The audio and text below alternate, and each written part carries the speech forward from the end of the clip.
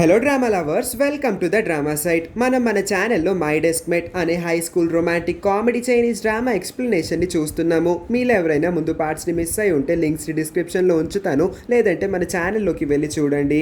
Episode ఓపెనింగ్లో hero ఎప్పుడు రాయని విధంగా నోట్స్ని రాస్తూ ఉంటాడు. చాలా కాన్సన్ట్రేషన్గా నోట్స్ని రాయడంతో పాటు ఇంపార్టెంట్ పాయింట్స్ అన్నిటిని రెడ్ పెన్తో అండర్లైన్ చేస్తూ ఉండడంతో పక్కన కూర్చున్న షార్క్ దీన్ని నోట్ చేసి, అదేంటి నువ్వు జనరల్గా నోట్స్ని రాయవు, అంతా నీ బ్రెయిన్లోనే ఫీడ్ చేసుకుంటావు, ఇప్పుడెందుకు నోట్స్ రాస్తున్నావని అడిగితే, నా బెస్ట్ ఫ్రెండ్ కోసం రాస్తున్నాను, తనకి ఇవన్నీ సరిగ్గా రావు, అందుకే తన కోసమే నేను స్పెషల్గా నోట్స్ని ప్రిపేర్ చేసి ఇద్దాం అనుకుంటున్నాను అని అనగానే, పోన్లే నువ్వు మెల్లమెల్లగా ఒక మంచి స్టూడెంట్ లాగా అప్గ్రేడ్ అవుతున్నావు, నీలో కూడా ఫీలింగ్స్ వస్తున్నాయని చెప్పి అక్కడి నుంచి వెళ్తాడు. ఫీలింగ్స్ అని అంటే జనరల్గా తను ఆరగెంట్గా ఉంటాడు కదా, కొంతమందితో ఫ్రెండ్షిప్ చేసేసరికి షార్క్ కూడా హ్యాపీగా ఫీల్ అవుతాడు అని అర్థం. ఆ తర్వాత సీన్లో హీరోయిన్కి ఈ మెసేజ్ చేస్తుంది, చాలా థ్యాంక్స్, నీ వల్ల నేను ఇవాళ ఏ రోజు లేనంత హ్యాపీగా ఉన్నాను అని అంటే, ఇంతకీ విషయం ఏంటి అని అంటే, అప్పుడే తను చెప్తుంది, అప్పుడెప్పుడో పంపించిన ఆ పోస్ట్ నాకు ఇప్పుడు చేరింది అని. అదేంటి ఇంత టైం పట్టిందా, ఆటోగ్రాఫ్ గురించే మాట్లాడుతున్నావా అని అంటే, అవును, నువ్వు యాక్చువల్లీ మా డాడీ అడ్రస్కి పంపించావు కాబట్టి ఇంత లేట్ అయింది, మా డాడీ తర్వాత నాకు పంపించారు, ఓన్లీ ఏదైతేనే నీ వల్ల, నీ భాగ్యం, నీ పుణ్యం వల్ల నాకైతే ఈ ఆటోగ్రాఫ్ దొరికింది, నేను చాలా హ్యాపీగా ఉన్నాను, జిన్హాని స్వయంగా కలవలేకపోయినా పర్వాలేదు, ఈ ఆటోగ్రాఫ్ నన్న రోజు చూసుకుంటూ హ్యాపీగా ఫీల్ అవుతాను అని తెగ మురిసిపోతూ సంబరపడిపోతూ ఉంటుంది. నెక్స్ట్ మార్నింగ్ నిద్ర మత్తులో అసలు స్కూల్కి ఎందుకు వెళ్ళాలిరా బాబు అనే ఎక్స్ప్రెషన్ పెట్టి ఆవలింతలు తీస్తూ బయటికి వెళ్ళి కళ్ళు తెరిచి చూస్తే అక్కడ జిన్హాన్ నుంచుంటాడు. వెంటనే నోరు మూసేసుకుంటుంది. ఆన్ ద వేలో వస్తున్న ఆవలింతకు కూడా బాయ్ బాయ్ చెప్పేసి వెంటనే దాన్ని స్టాప్ చేసేసుకుంటుంది. ఆ తర్వాత జిన్హాన్కి హాయ్ చెప్తే తానేమో ఎప్పట్లా కోపంగా ఉండకుండా ప్రేమగా అదొకలాంటి మంచి నవ్వుతూ ఎక్స్ప్రెషన్ పెట్టిన తర్వాత, నీకోసం నేనే స్పెషల్ నోట్స్ ప్రిపేర్ చేశాను, ఇదిగో తీసుకో, ఎలాగో నిన్నటి నుంచి నువ్వు చాలా కష్టపడుతున్నావు, చదువుకోవాలన్న పట్టుదల ఉన్న నీలాంటి అమ్మాయిలంటే నాకు చాలా ఇష్టం అని చెప్పి ఈ నోట్స్ని ఇచ్చి నీకోసం స్పెషల్ పాయింట్స్ని అండర్లైన్ కూడా చేశాను అని అనగానే హీరోయిన్ చాలా చాలా హ్యాపీగా ఫీల్ అవుతుంది. నువ్వు నా కోసం ఇంత కష్టపడ్డావంటే నేను నమ్మలేకపోతున్నాను, చాలా చాలా థ్యాంక్స్, నీకోసం అన్న నేను బాగా చదువుతాను, నెక్స్ట్ ఎగ్జామ్లో ఎలాగైనా నీ డెస్క్ మేట్లో ఉండాలనుకుంటున్నాను, కానీ చదివేస్తే నువ్వు నా డెస్క్ మేట్లో అవ్వవు కదా అని మనసులో ఇంకొక ఫీలింగ్ మొదలవుతుంది. ఆ తర్వాత జిన్హాన్ ఇచ్చిన ఇదే నోట్స్ని షెన్జే దగ్గరికి తీసుకువెళ్ళి, ఈ నోట్స్ చూడు ఎంత బాగుందో, ఎలా ఉంది అని అడిగితే, చాలా చాలా బాగుంది, కానీ ఇంత మంచి నోట్స్ నీకు ఎలా వచ్చింది అని అనగానే, ఇది నా నోట్స్ కాదు జిన్హాన్ నోట్స్ అని చెప్తుంది. ఏంటి జిన్హాన్ నోట్సా, వాడి నోట్స్తో నేను చదివేదేలే అని చెప్పి వెంటనే తన పౌచ్లో అన్ని పెన్లు పెట్టేసుకొని బ్యాగ్లో బుక్స్ అన్ని సర్దేసుకొని నేను ఇక్కడి నుంచి వెళ్తున్నాను, నాకు ఇప్పుడు చదివే మూడు ఉత్సాహం అన్నీ ఎగిరిపోయి నేను చదవాలనుకోవట్లేదు అని చెప్తే, ఎందుకు అలా అంటున్నావు, మనం చదువుకుందామని నిర్ణయించుకున్నాం కదా, ఒక్కసారి నిర్ణయించుకున్న తర్వాత మాట మార్చుకూడదని అంటే, నేను చెప్పాను కదా నాకు ఇప్పుడు మూడ్ లేదు, నేను చదవాలనుకోవట్లేదు, నేను చదవను అని చెప్పి షెన్జే అక్కడి నుంచి బయలుదేరుతూ ఉంటే తను ఎలాగోలా మోటివేట్ చేసి ఆపుదాం అనుకుంటుంది. కానీ పొరపాటుగా బై మిస్టేక్గా హీరోయిన్ నోటినిచ్చి, నువ్వు ఒకవేళ చదవకపోయావంటే నువ్వే లాస్ట్ ర్యాంక్ తెచ్చుకుంటావు, అప్పుడు నేను ఎలా జిన్హాన్ పక్కన కూర్చోగలను, ఇదంతా నేను దానికోసమే చేస్తున్నాను కదా అని అనేస్తుంది. ఇంకంతే, ఈ మాటలకి షెన్జే గుండె రెండు ముక్కలు అయిపోతుంది. ఇప్పటి వరకు తన్ని ఒక ఫ్రెండ్ లాగా ట్రీట్ చేసి తనకి చదువు చెప్తుందేమో అని అనుకుంటే, అలా కాదు, తను కేవలం జిన్హాన్ పక్కన కూర్చోవడం కోసం మాత్రమే తన్ని రివర్స్లో ట్రైనింగ్ చేస్తుంది, కానీ తను మాత్రం లాస్ట్ ర్యాంక్ తెచ్చుకోవాలనుకుంటుంది. నువ్వు చాలా సెల్ఫిష్, ఇలాంటి అమ్మాయివని నేను అసలు ఎక్స్పెక్ట్ చేయలేదు, ఇంకా నేను నీతో మాట్లాడదలుచుకోవట్లేదు, నువ్వు కూడా నాతో మాట్లాడుకొని షెన్జే నిజంగానే చాలా సీరియస్ అయి కోపంగా అక్కడి నుంచి ఇంకా కింగ్ కాంగ్తో ఏం మాట్లాడకుండా వెళ్ళిపోతాడు. మళ్ళీ షెన్జే ఎప్పట్లానే తన ఇద్దరు బెస్ట్ ఫ్రెండ్స్ దగ్గరికి వచ్చేస్తాడు. అదేంటి నువ్వు కింగ్ కాంగ్తోనే తనతోనే కలిసి కూర్చొని చదువుకుంటావేమో అనుకుంటే, మేము ఇంకా గుర్తున్నట్టు మా దగ్గరికి వచ్చావేంటి అని ఎక్కిరిస్తూ ఉంటే వాళ్ళిద్దరిని ఒక తన్ను తంతాడు. ఏమీ కాదు, నేను మీతోనే ఉంటాను, ఇంకా నేను ఆ కింగ్ కాంగ్ దగ్గరికి వెళ్ళను అని అంటాడు. అదే టైంకి ఆ డిసిప్లినరీ మెంబర్ రోజు అటెండెన్స్ తీసుకుని లేట్గా ఎవరెవరు వస్తారో వాళ్ళ పేర్లని నోట్ చేస్తూ ఉంటాడు కదా, వాడే షెన్జే దగ్గరికి వచ్చి, లాస్ట్ 2 వీక్స్కి నువ్వు పెట్టిన సిగ్నేచర్ అయితే నిండిపోయింది, ఇప్పుడు 3rd వీక్ కాబట్టి ఇవాళ కూడా నువ్వు లేట్గా వచ్చావు కాబట్టి సైన్ పెట్టాలి, అయినా సరే నేను ఇవాళతోనే ఈ జాబ్ని వదిలేస్తున్నాను, నేనైతే ఈ జాబ్ని చేస్తూ ఉన్నంత కాలం సరిగ్గా చదువుకోలేకపోతున్నాను, స్టడీస్ మీద ఫోకస్ చేయలేకపోతున్నాను, అందుకే రేపటి నుంచి కొత్తగా ఎవరో ఒకరిని అపాయింట్ చేస్తారు మిస్ చెన్ అని చెప్పి తను మాత్రం షెన్జే యొక్క సిగ్నేచర్ తీసుకొని అక్కడి నుంచి వెళ్ళిపోతాడు. కానీ ఈ పాయింట్ షెన్జే బ్రెయిన్లో బాగా పాతుకుపోతుంది. ఈ పాయింట్ని వాడుకొని తను ఒక మాస్టర్ ప్లాన్ని కూడా వేస్తాడు.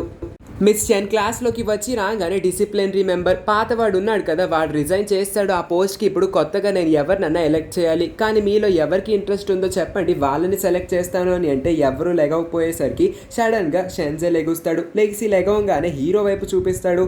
అందరూ షాక్ అవుతారు, హీరో మరింత షాక్ అవుతాడు. అసలు షెన్జే ఏం ప్లాన్ వేశాడన్న విషయం హీరోయిన్కి ఆల్రెడీ అర్థమైపోతుంది. అంటే ఇప్పుడు హీరోకి ఒకవేళ ఆ పోస్ట్ దొరికిందంటే తను స్టడీస్ మీద కాకుండా ఆ పోస్ట్ మీద ఎక్కువ ఫోకస్ చేస్తూ తను స్టడీ స్టడీస్ మీద దెబ్బతిన్న తర్వాత తను ఎలాగోలాగా సెకండ్ థర్డ్ ర్యాంక్స్ తెచ్చుకుంటాడు. అప్పుడు షెన్జే అనుకున్నట్టే కింగ్ కాంగ్ ఇంకా జిన్హాన్ వీళ్ళిద్దరూ ఒకే బెంచ్ లో కూర్చునే ప్రసక్తే లేదు. అలాంటి ఒక మంచి ప్లాన్ వేసుకున్నాడు కాబట్టి ఇప్పుడు దొరికిందే ఛాన్స్ అనుకొని ఈ ప్లాన్ ఇంప్లిమెంట్ చేద్దామని హీరో మీదకి నెట్టేస్తాడు. ఇప్పుడు అంతా అయిపోయిన తర్వాత మిస్ చెన్ అడుగుతుంది, జిన్హాన్ నీకు నిజంగా ఈ పోస్ట్ చేయడం ఇష్టమేనా అని. అంటే జిన్హాన్ని అందరి ముందు ఇరికించేశాడు, కాదని అనలేడు కాబట్టి సరే మ్యామ్ నేను చేస్తాను అని ఒప్పుకుంటాడు. పక్క నుంచి హీరోయిన్ చెప్తూ ఉంటుంది, నువ్వు ఆ పొజిషన్లోకి వెళ్ళావంటే చదువుకోలేవని, అయినా ఎవరి మాటలు వినిపించుకోకుండా చేస్తానని ఒప్పేసుకుంటాడు. ఇంకా ఆగని షెన్జే జిన్హానే కరెక్ట్గా ఈ పొజిషన్కి సెట్ అవుతాడు. తను చదువులోను ఎలాగో టాప్, అంతకి మించి తిను ఒక సెలబ్రిటీ కాబట్టి గేట్ దగ్గర తిను నుంచున్నాడంటే అమ్మాయిలు అందరూ ఇతన్ని చూడడానికన్నా రోజు లేట్గా కాకుండా ఎర్లీగా వచ్చేస్తారు అని అంటాడు. ఏదైతే నేమి షెన్జే అనుకున్నదైతే జరుగుతుంది. చివరికి హీరో అయితే ఆ డిసిప్లినరీ మెంబర్ పోస్ట్ని స్వీకరిస్తాడు. తన కర్తవ్యం బాధ్యతను నిర్వర్తించడానికి ఎర్లీగా ప్రతిరోజు ఎర్లీగా వచ్చి గేట్ దగ్గర కూర్చుంటాడు. ఒక వాచ్మ్యాన్ లాగా చాలా కష్టపడతాడు. ప్రతి ఒక్కరి యొక్క నేమ్ని ఎంటర్ చేసి వాళ్ళు రాంగ్ యూనిఫామ్ వేసుకుంటే అది ఐడి కార్డ్ పెట్టుకోకపోతే, టై పెట్టుకోకపోతే, షూస్ వేసుకోకపోతే ప్రతి ఒక్క రిమార్క్ని రాస్తూ చాలా కష్టపడతాడు. ఇంత కష్టపడుతున్న షెన్జే అతన్ని ఇంకా ఇబ్బంది పెట్టడం కోసం వాడి దగ్గరికి వచ్చి గొడవ పడదాం అనుకుంటే మాత్రం చుట్టుపక్కల ఉన్న అమ్మాయిలందరూ హీరో యొక్క హ్యాండ్సమ్నెస్ గురించి పొగిడేసరికి వీడికి మండిపోద్ది. నేను వీడితో గొడవ పడదామని వస్తే వాళ్ళందరూ వీడినే పొగుడుతున్నారు అనుకునేసరికి అక్కడికి కింగ్ కాంగ్ వస్తుంది. కింగ్ కాంగ్ మీద ఇప్పుడు షెన్జే బాగా కోపంగా ఉండడంతో షెన్జేకి హాయ్ చెప్తుంది జిన్హాన్ కన్నా ముందు. జిన్హాన్ ఏమో కింగ్ కాంగ్ యొక్క డ్రెస్ సరిగ్గా లేదని, తన డ్రెస్ రేపటి నుంచి సరిగ్గా వేసుకురమ్మని, ఇప్పటికైతే నీ కోట్ని సెట్ చేసుకో, ఇలా ఉంటే నీకు రేపటి నుంచి స్కూల్లోకి ఎంట్రీ ఉండదని చెప్పేసరికి సరే అని చెప్పి తను డ్రెస్ని సెట్ చేసుకుంటూ ఉంటే అసలు వాడు చెప్తే నువ్వు సెట్ చేసుకోవడం ఏంటన్నట్టుగా షెన్జే చూస్తూ ఉంటాడు.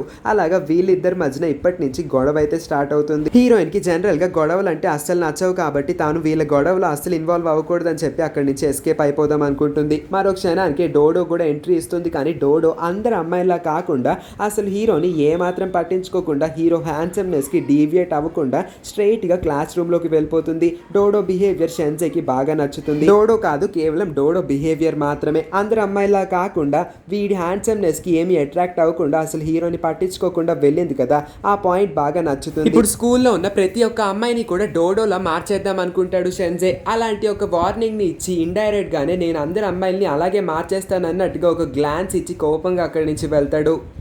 షెన్జే లేట్గా వచ్చాడన్న రిమార్క్ని అయితే హీరో నోట్ చేసుకుంటాడు. ఆ తర్వాత కావాలనే షెన్జే ఎంతో అల్లరి చేస్తాడు. ఎందుకంటే తను ఎంత అల్లరి చేస్తే హీరో అంత డిస్ట్రాక్ట్ అయ్యి అన్నిసార్లు తన గురించిన రిమార్క్ రాస్తూ తను ఇంకా చదువు మీద ఫోకస్ అయితే చేయలేడు కాబట్టి క్లాస్ రూమ్లో ఫుట్బాల్ పెట్టుకొని ఆడడం, ఇంకా లంచ్ క్యాంటీన్ దగ్గర లైన్ తప్పడం, వెనకాల ఉన్న వాళ్ళందరినీ వెనక్కి తోసేసి తను ముందుకెళ్ళి నుంచోవడం, పదే పదే రిమార్కులు రాయించుకోవడం, ఆ తర్వాత రాంగ్ యూనిఫామ్ వేసుకోవడం, క్లాస్ మధ్యలో ఎంచి ఎవరికి చెప్పకుండా వెళ్ళడం, అందరినీ కొట్టడం, తిట్టడం, క్లాస్ మధ్యలో అరవడం, ఇలాంటి ఎన్నో తప్పులు చేస్తూ హీరోని బాగా ఇరిటేట్ చేస్తూ ఉంటాడు. హీరో ఏమో అన్నిసార్లు బుద్ధి లేకుండా రిమార్క్స్ రాసేస్తూ ఉండేసరికి హీరోయిన్ కి విషయం మొత్తం అర్థమవుతుంది. షెన్జే ప్లాన్ అర్థం చేసుకొని, వద్దు నువ్వు ఇన్ని రిమార్క్స్ రాస్తే నీ స్టడీస్ మీదే దెబ్బతింటుంది, నీ స్టడీస్ ఎఫెక్ట్ అవుతాయి కాబట్టి నేను వాడిని కన్విన్స్ చేస్తాను అని చెప్పి షెన్జే ఎక్కడున్నాడో వెతుక్కుంటూ వెళ్తుంది. షెన్జే మళ్ళీ క్లాస్ బంక్ కొట్టడానికి గోడ దూకి వెళ్ళిపోతూ ఉంటే వాడి ప్యాంట్ పట్టుకొని లాగేస్తూ ఉంటుంది. వద్దు నా ప్యాంట్ని అయితే వదులు, నా ప్యాంట్ లాగేవంటే అది ఊడొచ్చేస్తుంది, అందరి ముందు నా పరువు పోతుంది అని తన ముందుకు లాక్కుంటే వీడేమో వెనక్కి లాక్కుంటూ ఉంటాడు. ఇలాగా వీళ్ళిద్దరూ గట్టి గట్టిగా అరుస్తూ గొడవ పడుతూ ఉండేసరికి అందరూ షాక్ అవుతారు. ఎందుకంటే తీరా పక్కకు చూస్తే ప్రిన్సిపల్ వచ్చి నుంచుంటాడు. ఈ ప్రిన్సిపల్కి పని పాట ఏముండదు అనుకుంటా, క్యాబిన్లో తప్ప క్యాంపస్లోనే ఎక్కువ తిరుగుతూ ఉంటాడు అనుకుంటా. జనరల్గా ప్రిన్సిపల్ అంటే ఆఫీస్ రూమ్ నుంచి కదలడమే చాలా రేర్గా ఉంటుంది. అలాంటిది ఈయన క్యాంపస్ చుట్టూ తిరిగి ఎక్కడ ఏం జరుగుతుందో అని ప్రతి క్షణం పాయింట్అవుట్ నోటింగ్ చేస్తూ ఉంటాడు. ఇలాంటి ప్రిన్సిపల్స్ ఉండడం చాలా రేర్, ఇంకా గ్రేట్ కూడా. ఆ తర్వాత కోపంగా నువ్వు కూడా అని చెప్పి వీళ్ళ నలుగురు వైపు పాయింట్ చేసి వీళ్ళందరినీ అతని ఆఫీస్ రూమ్ కి పిలిపిస్తాడు. అక్కడికి వెళ్ళిన తర్వాత వీళ్ళ నలుగురు భయంతో దిష్టి బొమ్మల్లాగా స్టాచ్యూస్ లాగా నుంచుండిపోతారు. ఈ ప్రిన్సిపల్ ఏమి మరీ అంత స్ట్రిక్ట్ కాదు, కొంచెం జోవియల్ గా ఉంటాడు. అప్పుడప్పుడు సిచ్యువేషన్స్ చేయి దాటిపోతేనే కాస్త సీరియస్ అవుతాడు. ఇప్పుడు కూడా వీళ్ళందరినీ గోడ దూకినందుకు సీరియస్ వార్నింగ్ ఇస్తాడు. ఆ తర్వాత అతని చేతిలో ఉన్న డిసిప్లినరీ మెంబర్ యొక్క రెడ్ కలర్ బ్యాడ్జ్ ని డెస్క్ పైన పెట్టి, ఇదిగో షెన్జే నీకోసమే దీన్ని బయటికి తీశాను, వెంటనే నీ చేతికి వేసుకొని అంటాడు.